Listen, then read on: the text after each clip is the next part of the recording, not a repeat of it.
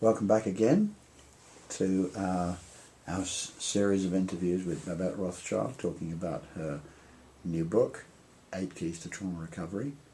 Babette, we're going to be talking about the key that you've called Get Moving.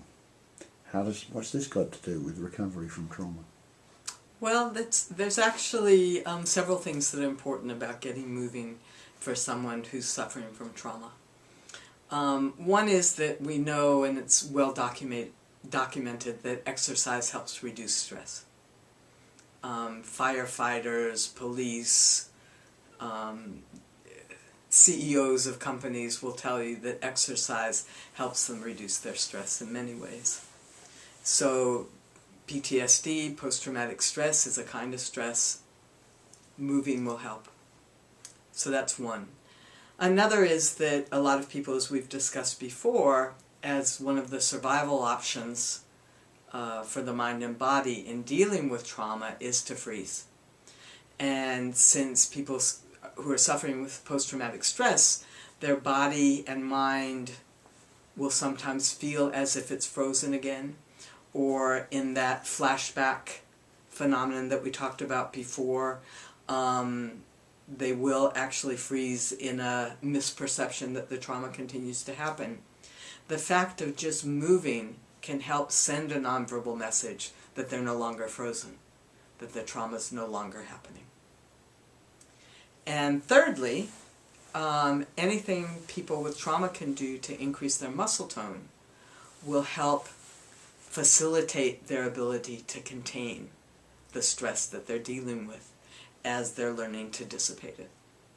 Okay, thank you. So, I imagine that it would be important for somebody who is applying this key to their trauma recovery to also bear in mind some of the other things that we've talked about, the earlier keys like mindfulness to see what's good for them, and also what we were talking about quite recently, this idea of taking small steps.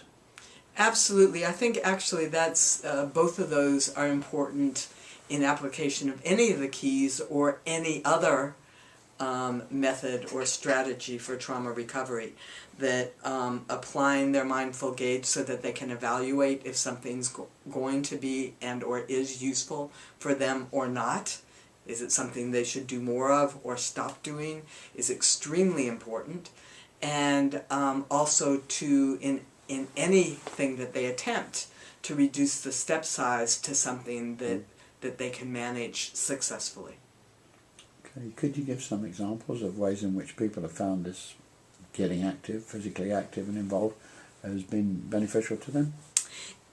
Yes, and it's not even in the way you say active. It's not that we're sending people out to run marathons and such, but to just increase their activity enough and in slow steps so that they can help facilitate themselves out of that feeling of frozen trauma.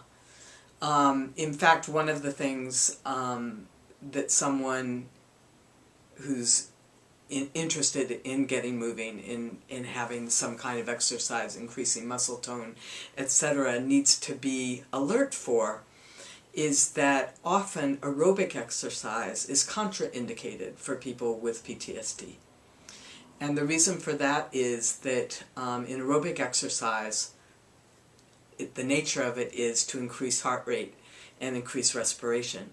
And for many people with PTSD, that can actually trigger a somatic and or visual auditory flashback, because increased heart rate and respiration are often features of the traumatic stress response, what happened in their body when they experienced trauma in the first place.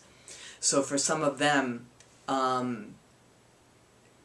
any kind of exercise that artificially increases heart rate and respiration could trigger reminders of the trauma, and that wouldn't be a good idea. So sometimes the idea of getting moving has to do with doing things that are more low-key, even just going out and taking a walk, or doing some kinds of weight training that don't involve pushing respiration. So a little bit of wall push-ups, or a little bit of knee bends, or a little bit of lifting milk milk cartons, for example, slow enough that they can increase muscle, but without needing to increase their respiration and heart rate. And does that apply to everybody? I mean, I believe you sometimes recommended people to do things like self-defense classes and so on. So. Nothing applies to everybody. All right. Nothing applies to everybody. And maybe that needs to be stressed again, particularly with this key, but it applies to all the keys. There is nothing in the strategies I'm offering people, in the strategies that anybody else is offering people, that apply to everybody. And so the point of using the mindful gauge and of taking smaller steps is for people to find out really what suits them. And this is a good example of that. Yes, for some people, self-defense training will be very valuable at some point. It may not be at the beginning point. It may not be at the middle point. It may not be at the end point. It may be, someplace quite individual to themselves. And the same with any of these things that we're talking about, whether it's walking or weight training, or if somebody does benefit from aerobic exercise without suffering flashback, jogging or swimming, etc. Absolutely individual. Okay. Thanks very much for that.